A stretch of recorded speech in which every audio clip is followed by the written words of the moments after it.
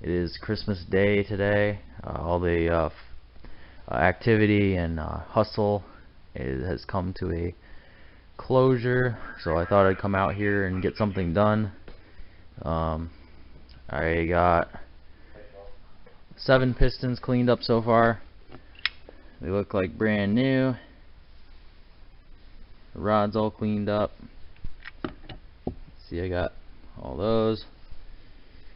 A lot of work getting in all the little nooks and crannies, but definitely important. But you can see here I got my new rings, and this is my new timing chain and timing gears, and here I got my plasti gauge, and this is some gaskets. But I got my rings from mail.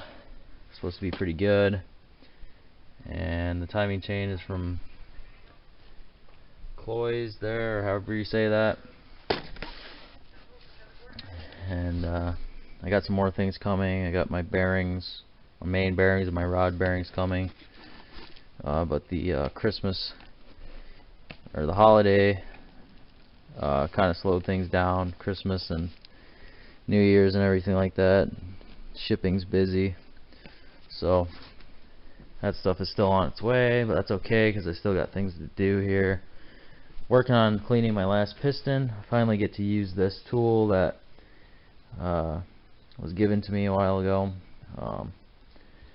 It's a piston ring groove cleaner.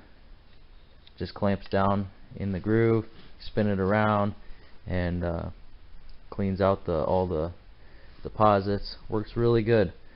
So I've been using that. Saves a lot of work. And then also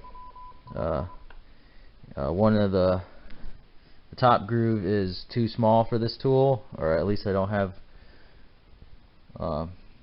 there's a wheel with different sizes, and none of them are small enough to fit in that top groove, so I just use an old piece of the piston ring, the sharp side, and scrape in there. That works good. So yeah, you can see what it looks like before, all the deposits and stuff. Then I just showed you the finished look. Got all my rings piled up here, all my old bearings. Every single one of these bearings so far has looked really good. Really good. So that's a good sign. So I'm gonna get this one all cleaned up, and the next step will probably be gapping the rings. Alrighty, now that I got all my pistons cleaned up, looking good, I can now set my ring gap, and I'm gonna start. I'm gonna do one piston at a time, keep them in order. Looks like a pretty nice, pretty good quality stuff here from mail. And they got a little mark on there that tells you this is the top.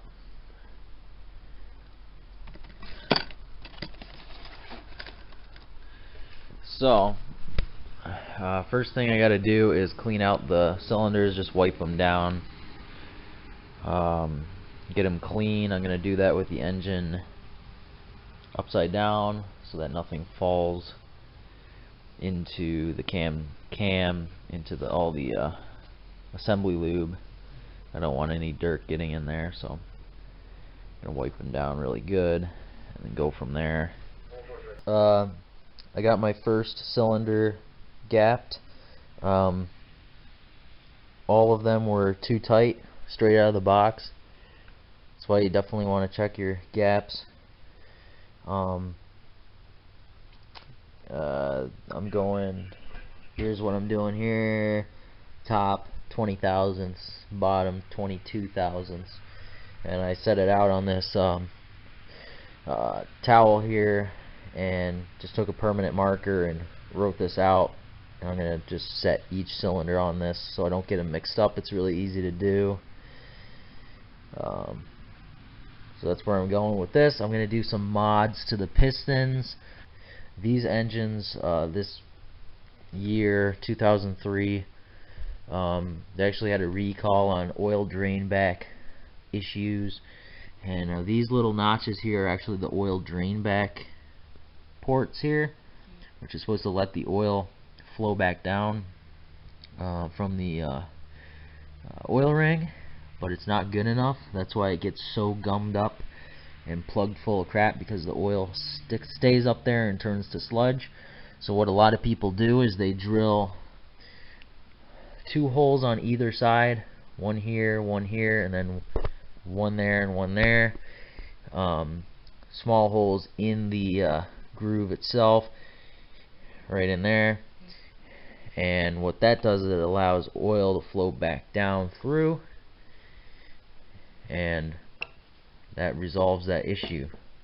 You can do some more research on that if you want. I don't have the exact size right now that I'm going to use, but it's a cheap or it's a free mod that'll save you some headaches of possible oil consumption issues that the early 5.3 liters had, or some of them had, not all of them did. It's kind of a one of those topics that get a lot of different opinions on, but that's what I'm gonna do. Alright guys, I've already done 5 cylinders. I've got 3 more to go. They're looking pretty good. So I'll show you the mod I'm doing. Drilling 3 holes on each side in the oil ring groove. Not on this side. On this side here. 1, 2, and 3 on both sides.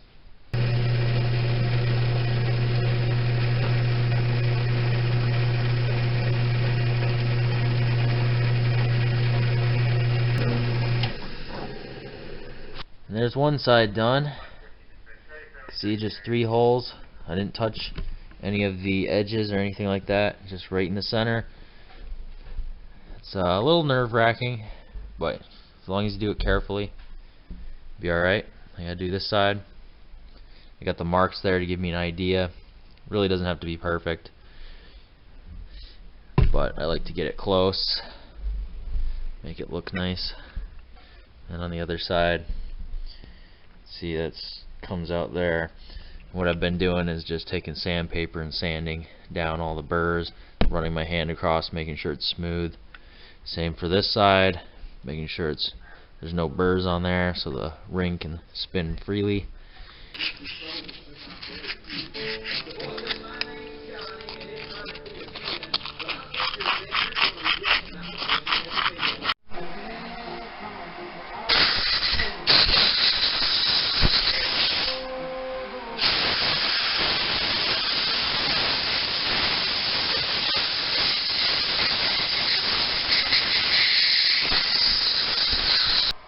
Alright, so I'm on cylinder number 2. The first thing I'm going to do is check my oil rings, make sure they don't butt together, which so far all of them have been good. I haven't had to take any material off of them, and so far all of my compression rings I've had to trim down. But I'm going to push it down halfway. It's what I've seen. What I've read about is that people, or when you're not having your cylinders honed out, you check the clearance halfway down. And I can already see I got plenty of clearance.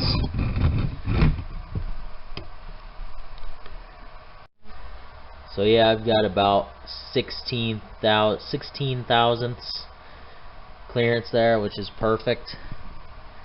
So now I'm going to check my other one off camera, and then I'll do my compression rings. I'm going to put my second ring in. This is the lower compression ring.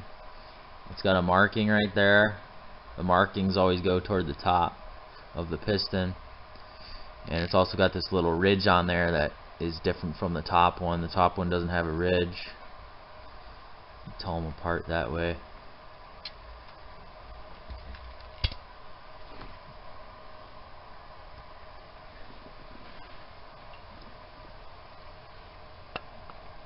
Yeah, I know you're supposed to use a used piston or an old piston, not the ones you're gonna use, but to push these down in. But I don't have any LS pistons on hand.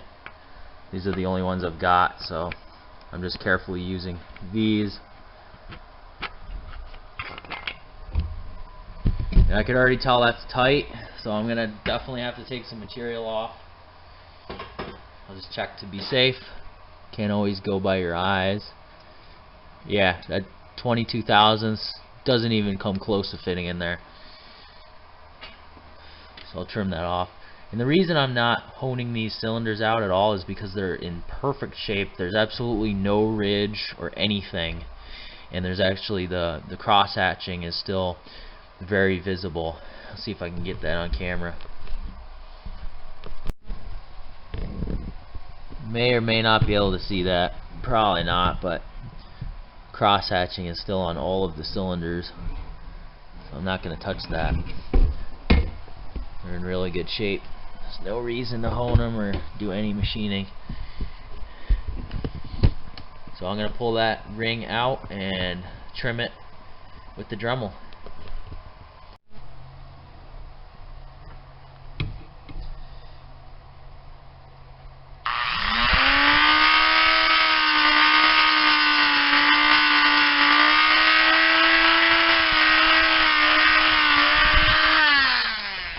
Gotta do a little bit at a time, because you can always take more off. You can't add any material. So I'm gonna check that, and I'm gonna skip to when I have it right, because it takes a few tries before it's perfect. Alright, I got it perfect. Fits in there perfectly. So that's all there is to it. And then the top one, I'm not going to film that, but the top one goes to 20 thousandths. Second one's at 22 thousandths. That's what I went with.